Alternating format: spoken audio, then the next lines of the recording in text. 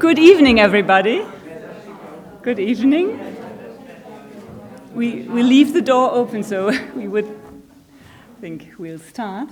It's already as crowded as possible, so yeah, welcome to all of you, especially fellows and partners who are over there on the spot, but also a very warm welcome to the friends and followers of the Wissenschaftskolleg who usually come here to celebrate, in a way, the beginning of the new fellow year, but who cannot be present for the reasons you all know, cannot be present here now, but who will hopefully watch us on their computer screens. So this year, as you know, is anything but normal. Usually the Berliner Empfang we have today is a solemn event and is meant to present our new fellow year to the Berlin public and bring you together with the Berlin public personally. Of course, everything is different this year. I very much hope that this will change in the course of the year, but as long as this is not the case, we will either record our public lectures like we're just doing right now, and put them online, or we'll try to find bigger locations that are big enough to host a broader audience. So in what follows, I will not only address you, the fellows present here, but also the friends of the Wissenschaftskolleg from outer space, so to speak. I think for most of us, for most academics, I think the academic life during the pandemic has been highly ambivalent, at least for me. Many academics experience this time as a period of intensified productivity, and think of Isaac Newton, who during the Great Plague in London of 1665 developed his gravitation theory in a small cottage, isolated in a small cottage in Lincolnshire, and I think this might be an encouraging message for academics. But on the other hand, times of the lonely genius working in his apartment are gone, and not only scientists but also humanists need personal presence, need personal communication from face to face, and by face to face I mean really face to face, having eye contact, which is not replaceable by digital formats. We can't do without personal communication. And I think we all learned in this time to appreciate personal presence, real presence, much more than we did before, since we cannot take it for granted anymore. So unlike many other institutes for advanced study, partner institutes of ours that have decided to have the fellow group as a just only digital group in the beginning, and unlike them, we deliberately decided to start the fellow year as close to normal as possible. And we are very happy that of all more than 40 invitations, only 3 canceled their stay in advance, but all of the others stuck to the invitation. So the good news is, in spite of the extremely irregular circumstances, all long-term fellows, not the short-term fellows, but all of the long-term fellows have finally arrived. In summer, this was not clear at all. It was absolutely not easy to find out who would be allowed to enter Germany at all and under which conditions. And it took us a lot of telephone calls with the respective German embassies in the respective countries, with the Ministry of Foreign Affairs and with the Berlin authorities and so on, to figure out if you would be allowed to enter, to get a visa and then enter Germany. And it turned out that, for example, the South Korean and the Argentinian and the Bangladeshi embassies, German embassies in these countries, were very, very complicated in this respect. And so I want to take this occasion to once again thank these staff members who are in charge of these visa negotiations and so on, especially Andrea Bergmann, Vera Pfeffer, and Petria Saleh, whose, I think, legendary charm contributed a lot to the happy ending of this story. So I can only repeat that it is extremely exciting for us to have you here, finally. And the very last fellows to arrive left their quarantine last week, so tonight we are finally complete. The year promises to be extraordinary in various respects, not only because of Corona, but also in a positive sense, for good reasons, because there are several premieres. I'm going to give you a couple of figures, and I want to apologize that I won't mention any names in what follows. Just some figures. The first, we have 39 fellows this year, 31 of them full-term fellows, 8 short-term fellows. And the first premiere is there are more women than men. This is for the very first time that we have more women as fellows than men, 21 women and 18 men. And we are getting slightly younger. The median age of the group is 44.5 years.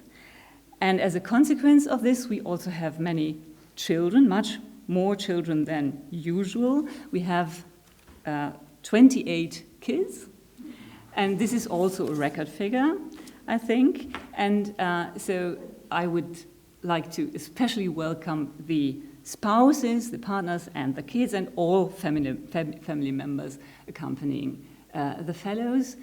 And I would like to add that many of the spouses also have fascinating projects of their own, so we are very much looking forward to you to present these projects as well.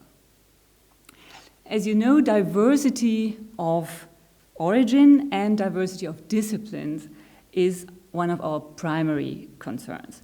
This year, the fellows come from 19 countries and represent 17 disciplines. Depends on how you count the disciplines, but more or less 17. As to origin, and I'm referring to the place of origin and not the place of birth and not the place of work. The largest group, of course, 13 fellows come from Germany, 4 come from the US, 3 each from France and Israel, 2 each from Switzerland and Turkey, and 1 each from Argentina, Australia, Bangladesh, China, the People's Republic of China, Italy, Kenya, the Netherlands, Poland, Zimbabwe, South Africa, South Korea, and the United Kingdom. So the second premiere I'd like to mention is, for the very first time, we have 2 so-called ISO-LOMSO fellows from Africa, who haven't arrived yet because they are short-term fellows, but hopefully they will arrive in a couple of months. ISO-LOMSO is a word of the Xhosa language. I hope I'm pronouncing it correctly. Xhosa, it means something like looking into the future. And ISO-LOMSO is the name of a newly established postdoctoral program established by the Stellenbosch Institute for Advanced Study, a partner institute of ours.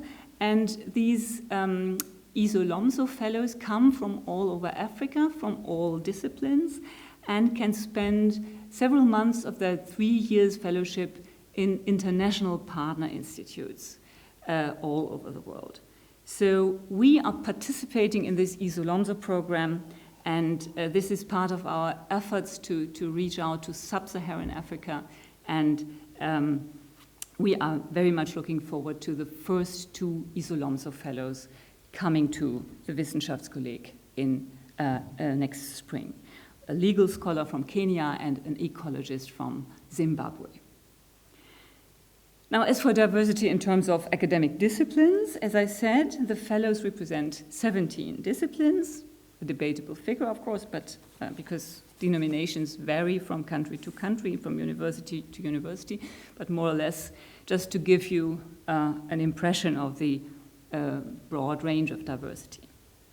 As always, humanities and social sciences are in the majority, and there are certain disciplinary clusters. We have 6 historians, including history of science, 4 philosophers, including aesthetics, 4 sociologists, 3 legal scholars, and we have 1 fellow each from theology, cultural anthropology, Chinese studies, political theory, English literature, theater studies, and landscape architecture. And the topics, I think, are amazing. Of course, I cannot mention all of them, just a few random examples to give you an impression. The themes range from the idea of God as lawgiver in the Torah, to the use and abuse of the cross as a political symbol in contemporary Poland. They range from the genesis of the famous Timbuktu archive in Mali, a unique collection of ancient manuscripts written in local African languages, to the way European scholars collected and constructed knowledge about Asia in the early modern period. Or they range from the politicization of pharmaceutical testing in the United States to the daily life of Uber drivers today, or to the delicate relationship between graffiti artists, street artists, and the law. Now, as for the natural sciences, there is another premiere number 3. If I'm not mistaken, it's for the very first time that we have an astrophysicist from MIT. She's dealing with the origin of our universe and the oldest stars. And I think it's a premiere as well, premiere number 4.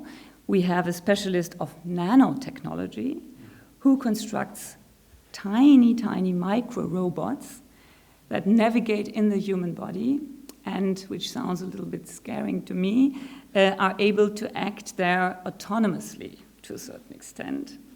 And another fellow from the life sciences analyzes how one can manipulate the human brain by stimulating what is called, and I have to read it, ganglia thalamocortical, the ganglia thalamocortical network.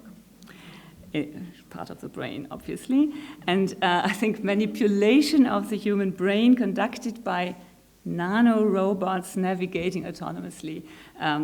2 projects in combination make me personally feel a little bit uneasy, but anyway, as you see, the Wissenschaftskolleg is now gradually approaching the slightly frightening but all the more fascinating field of artificial intelligence that has hardly been represented here so far. By contrast, evolutionary biology and ecology have traditionally been very well represented in the Wissenschaftskolleg, and so they are this year. Several projects address current environmental issues like the pollination crisis, for example, but also more generally the of course, dramatic loss of biodiversity. Many biological projects have this work on this broad field. So this time we have 4 evolutionary biologists, but also a molecular biologist, 2 behavioral geneticists, and 2 neuroscientists.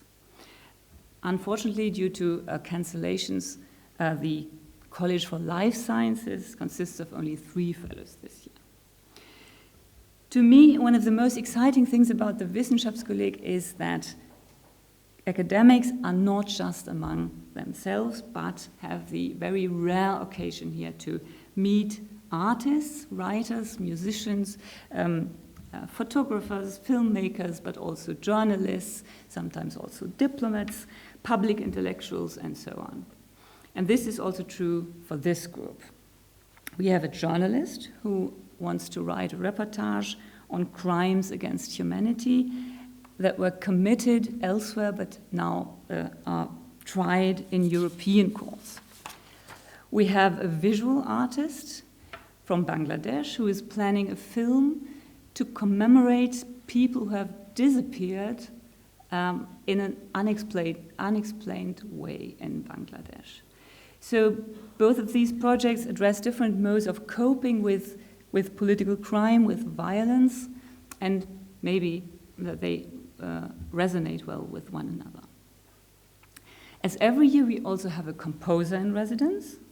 He's the last to arrive. He's a professor of American music and also a jazz trombonist. I think this is also a premiere at the Wissenschaftskolleg. And he plans to finish an opera here. And he, as he told me this morning, he has already been booked for at least two public concerts in Berlin. So we're very much looking forward to this. And for the second time now, we are happy to have the current winner of the Gérard Mortier Next Generation Prize, a prize we've connected with a Vico Fellowship. She's a musical theater director who currently prepares 2 opera productions, Die Frau ohne Schatten and Kussi van Tutte. As you know, the idea of the Wissenschaftskolleg is to enable surprising encounters, what you can call in English moments of serendipity. And these moments are, of course, by definition unpredictable. Nevertheless, when looking at the list of projects, I think every one of us can imagine all possible dialogues across disciplines, and I just want to give you one example. We have a Chinese specialist of German culture and a German specialist of Chinese culture. And the Chinese fellow deals with German idealism. She translated Hegel into Chinese, imagine that, and wants to compare European and Chinese ideas of self and selflessness. The German fellow deals with the present Chinese regime trying to establish a global scientific hegemony, and she asked what that means for scientific autonomy as a necessary precondition of, as we are used to believe, as a precondition of scientific progress. So the two research fields, to my opinion, are not as far apart as it may seem, because the one deals with the period around 1800 when the very model of the modern university evolved in Germany, the model of the modern university and its as an autonomous research university, and the other deals with the very same model being challenged now by the Chinese, the present Chinese science policy. So the imagined dialogue between the two might be extremely illuminating when it comes to the relationship between scientific hegemony and the political system. I think every one of you can imagine different potential dialogues of this kind and identify different disciplinary, methodologically thematic intersections between the projects. Another one that caught my eye is that several fellows deal more or less implicitly from philosophical, from legal, from historical points of view with the question of how normative crises in heterogeneous societies can be managed, how we can cope with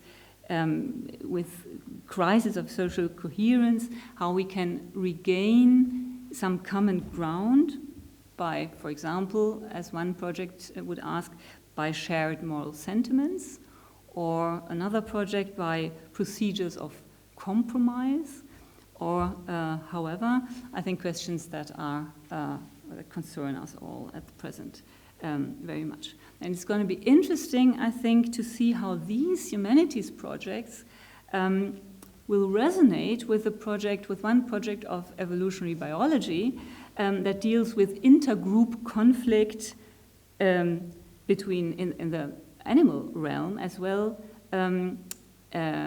with intergroup conflicts in different species, and asks the question, how come that certain species act or behave violently and others do not, others behave peacefully. And as you know, humanities scholars always tend to react a little bit nervous when they confront biological explanations for such dispositions. And this is why we will try to get these different academic cultures, natural sciences, social sciences, and the humanities, into conversation with one another. And we want to continue the so-called Fruitful Frictions Forum, or Science Humanities Forum, Fruitful Frictions, frictions but fruitful ones, a format that we introduced 2 years ago and that proved rather stimulating. So I'm very curious how all this will develop this year, and I very much hope that despite the virus, we can enable a broader public to join us in one way or another, but we are looking forward to this. So again, welcome to all of you, and it is amazing to have you here against all odds. Now, as you may know, it is a good tradition to ask a guest speaker at the Berliner Empfang, a guest speaker from another Berlin institution, political, cultural, academic institution, to welcome the new fellow group. And so it's my extreme pleasure and also honor to welcome the newly appointed director of the Jewish Museum Berlin, Hetty Berg. We are really happy that you agreed to give this welcome address tonight. Although I know you are extremely busy because you just opened the new permanent exhibition, and I can only recommend this permanent exhibition with enthusiasm. So I would like to very briefly introduce Hetty Berg. She was born in the Netherlands, and she studied in Amsterdam, theater and performance. And as she said in an interview, she didn't plan for a career in the museum. It happened just by chance that she started working in the Jewish Historical Museum Amsterdam, and she ended up staying there for more than 30 years.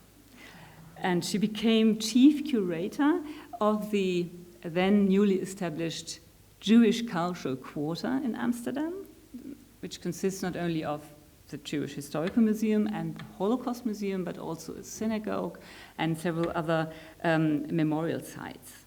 And she organized the complete renewal of the Jewish Historical Museum in Amsterdam in the early 2000s and curated more than 30 both temporary as well as permanent exhibitions.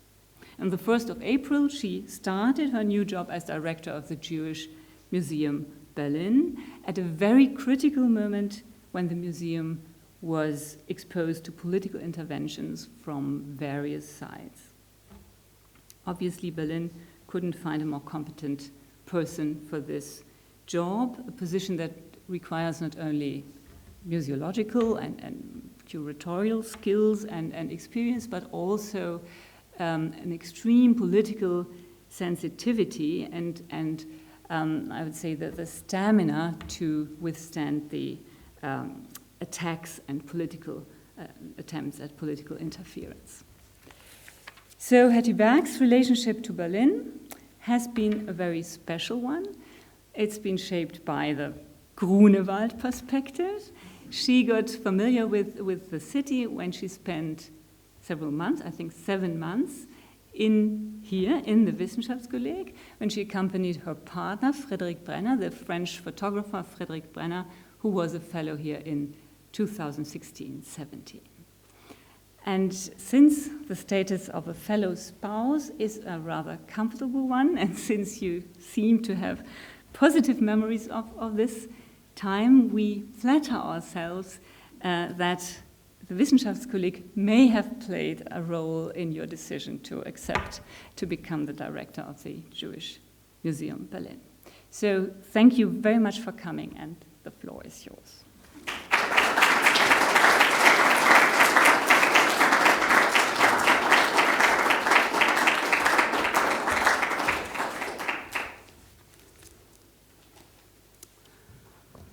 Hello, everybody.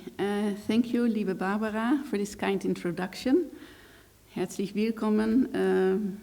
Welcome, dear fellows of 2020-2021. After your talk, I would do nothing. I would like to do nothing more than come here every week to the Tuesday colloquium and listen to your presentations. There's always this incredible gathering of great minds is really something so stimulating and enriching, especially if you're here as a spouse, I think. It is my pleasure to welcome you all at the beginning of your fellowship at the Wissenschaftskolleg, and I do feel a big responsibility, though. Usually it would be more than 40 Berliners that would welcome you here at the Berliner Empfang, and tonight it is just me, who moved to this city, moreover, only shortly before you have. But I'm confident that I speak in the name of all those who cannot be here tonight, when I wish you all the very best for the time that you will spend in this exceptional place. Let me start with a warning. A year at the Wissenschaftskolleg can change your life. And this is even true if you come here as a partner of a fellow. In 2016-17, I was able to accompany photographer Frederick Brenner, as Barbara mentioned, to the shores of the Halensee. Upon my arrival, I was not remotely aware of the long-term consequences that this visit might have. Back then, I was still chief curator of the Jewish Museum Amsterdam, where I had worked for almost 30 years. And had no plans whatsoever to change that. The year in Berlin allowed me to discover this fascinating city, its culture, and also its Jewish life. The city has a large Jewish community and a dozen synagogues, a revival that is, among other factors, a consequence of migration from the former Soviet Union after 1989. More recently, many Israelis moved to Berlin. To find such a vibrant and diverse Jewish culture in the former capital of the Third Reich was certainly a surprise for me. And I was also surprised to learn that WICO had to some extent contributed to this revival as part of its early mission to invite Jewish scholars back to Germany who had been forced into exile by the National Socialists. But my biggest surprise came about 3 years after my departure, when I was called back to this city to direct the Jewish Museum Berlin, which is one of the biggest of its kind in the world. So be warned and be prepared for surprises. When walking through the door of Wallotstraße 19, you are entering the realm of serendipity. Speaking of serendipity, you may have been delighted by the invitation to Berlin's famous Institute for Advanced Studies, and then frustrated to understand a few months before your arrival that your fellowship would unfold in the midst of a global pandemic. Well, imagine my surprise this spring on arriving in my new position at the Jewish Museum Berlin, exactly 2 weeks after it had to shut its doors for an undetermined period of time. And also the way to get here, like there were no flights anymore when I had to arrive here at the end of March, and also trains. I think everything was very complicated.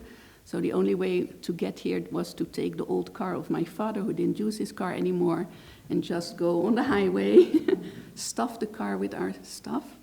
And we were also a bit afraid that we would be stopped at the border or anything, but there was nothing. It was really an empty highway, certainly no foreign number plates, and we got to Berlin, but that was already quite a challenge. But at least I was relieved to discover that the Jewish Museum was bustling with life behind its closed doors. I came right at the finishing phase of the making of a new core exhibition, which was close to completion after 5 intense years of preparation. It was only in August of this year that the long wait was finally over and I was able to inaugurate the new core exhibition. I'm delighted to say that this exhibition is very much a mirror of the dynamic context I encountered in Berlin and other cities in Germany.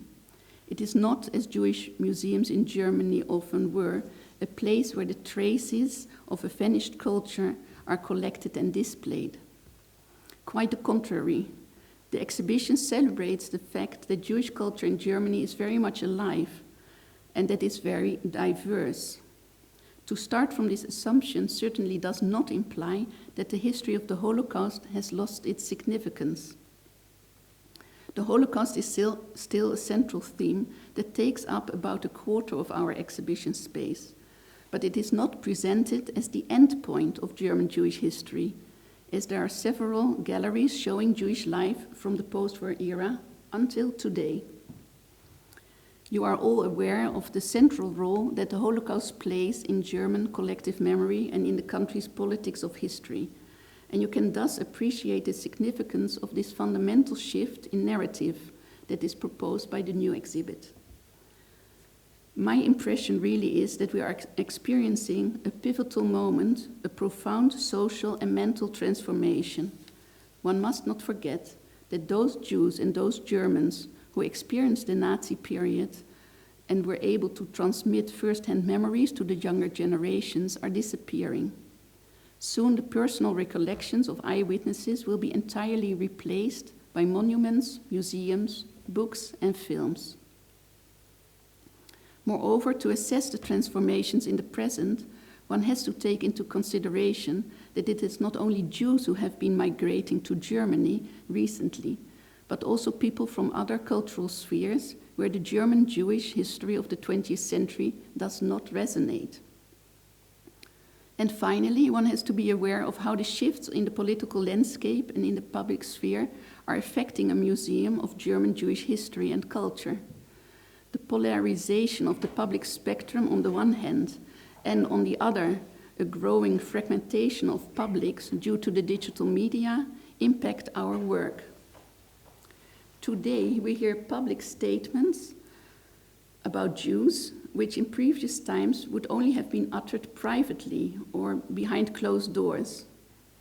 You were probably already in town when the so-called hygiene demonstration took place, where some of the 20,000, usually this is the moment that all the others also turn off their telephones. So these demonstrations where some of the 20,000 demonstrators openly voiced anti-Semitic slogans in the city center of Berlin. In earlier protest marches, a number of demonstrators displayed the yellow star to their clothing that the Nazis had imposed on the Jews to show that they were victims as well. And you may have read about violent attacks against Jews, from verbal insults in everyday life to planned armed attacks. It is not entirely clear how this very contradictory situation will play out, with positive developments like the Jewish revival on the one side and negative effects such as the rise of anti-Semitism on the other. But it is obvious that the Jewish Museum, and especially one in Berlin, where these developments are grouped under a magnifying glass, has to engage with this situation. But instead of explaining our exhibition to you, I would rather invite you to come to the Jewish Museum in Berlin-Kreuzberg. We would, of course, be delighted to welcome a delegation from Halensee. As I know that the Wissenschaftskolleg hosts numerous families with a record amount of children this year, I also want to mention that our new children's museum, ANOA, will hopefully open its doors at the end of November. And this is meant for children between 3 and 10, so it's quite a good, wide age range. Just opposite the museum, a former flower market hall has been transformed into a giant indoor playground with Noah's Ark and dozens of life-size animal figures that invite children to play and learn together. Later in 2021, the Jewish Museum will show Frederick Brenner's photo exhibit, Zerheilt, a project which he started here as a fellow at the Wissenschaftskolleg. The exhibition consists of a series of portraits that explore and reflect upon the complexities of Jewish life in Berlin.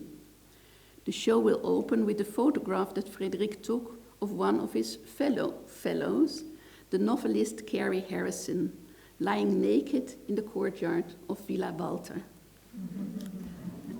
And this photo you can already see in the new core exhibition, because it is also part of the display of the new exhibition, the new core exhibition. So this is the one photo that is already on show. By that time, hopefully, so next year, the health crisis will be over and visitors will be able to come to the Jewish Museum again without any inhibitions. You can imagine that we are eagerly waiting for this moment at the museum, just as eagerly as you must be waiting for it here. Because a museum, like an institute of advanced studies, is meant to be a space of direct encounters. Encounters with objects, with knowledge and ideas, encounters with other visitors, other communities, and their views. And the pandemic has made precisely those encounters risky or even impossible. This has been a painful experience, but it also has been eye-opening. The crisis has helped us to see how precious personal encounters are to our cultural and social life. And in the midst of the pandemic, we were also able to feel to what extent spaces of personal encounter, even beyond the current health crisis, are challenged today. Long before the pandemic, digital media accustomed us to indirect communication over distances. But what is worse is the fact that in the recent political context, and as a consequence of the significant changes in the public sphere, direct encounters are less and less safe. So how is it possible to maintain meaningful spaces of personal encounter in the year 2020 and beyond? How is it possible to invite people to public institutions without risking a reenactment of the often aggressive forms of exchange that characterize our public sphere nowadays? But then again, how is all this possible without choosing the all too easy solution, which is to organize encounters only between people who come from more or less the same bubble and who agree in the first place? It is very important to consider these questions, which are relevant far beyond the realm of a Jewish museum. It seems to me that to some extent they also apply to the Wissenschaftskolleg. So how should these problems be approached? First of all, it seems to me that it is very important to reflect on diversity. Diversity has become something of a catchword and is generally understood as a good thing. What people tend to forget is that there are many different varieties of diversity. Diversity itself is diverse. So an institution has to come up with a concept as to which kind of diversity it wants to have. It seems to me that there's often a tendency in museums and academic institutions to work towards diversity of cultures, of gender, and of age. But these same institutions often find it difficult to welcome protagonists from opposite ends of the political spectrum, as they usually work with people who represent the 50 shades of liberalism. Moreover, the target groups of museums and academic institutions are often socially rather homogeneous, largely representing the cultured upper and middle class. This certainly helps to keep the peace, but it does not help to foster those conversations that our societies so badly need. Of course, to allow for this kind of diversity, the thoughtful recruitment of those who participate in personal encounters is very important. When choosing protagonists for personal encounters in highly diverse groups, Certain needs must be met. The participants have to be capable of practicing a minimum level of tolerance and fairness, and to have the ability and desire to listen and interact constructively. This excludes, of course, a certain number of individuals and groups. In fact, it excludes some of the most visible protagonists in present-day political debates. Secondly, it is crucial to reconsider what it means to be a public institution in practical terms. Does it mean that each and every activity of this institution has to be fully public? After many years in public service, and after the experience of the Wissenschaftskolleg, I tend to answer this question with a no.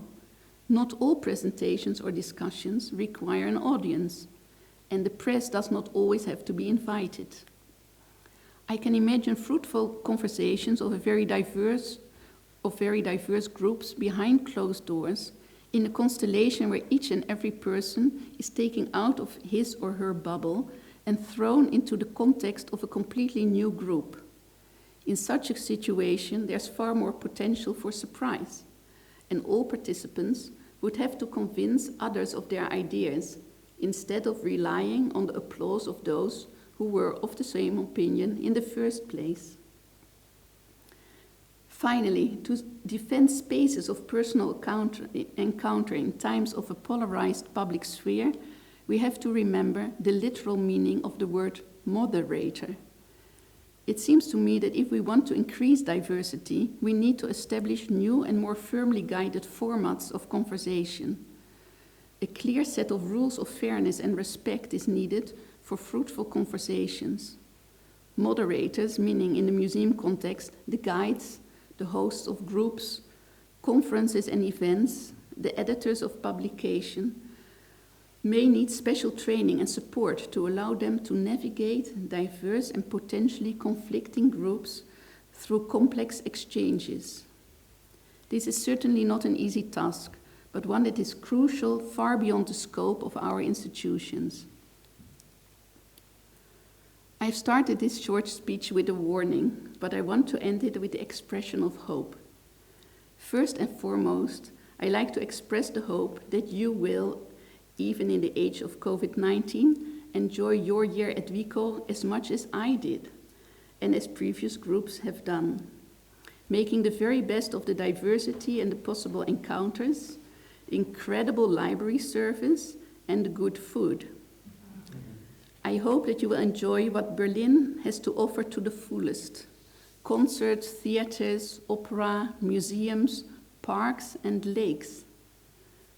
On a more general level, I would like to formulate the hopeful thought that public spaces of personal encounter, like the Jewish Museum or the Wissenschaftskolleg, may be instrumental in formulating answers to one of the most pressing questions of the present: how can functioning public spheres be maintained? I'm convinced that they can, and this is why I'm thankful to the Wissenschaftskolleg as a source of good surprises for me. I sincerely hope that it will be for you as well. Thank you for your attention.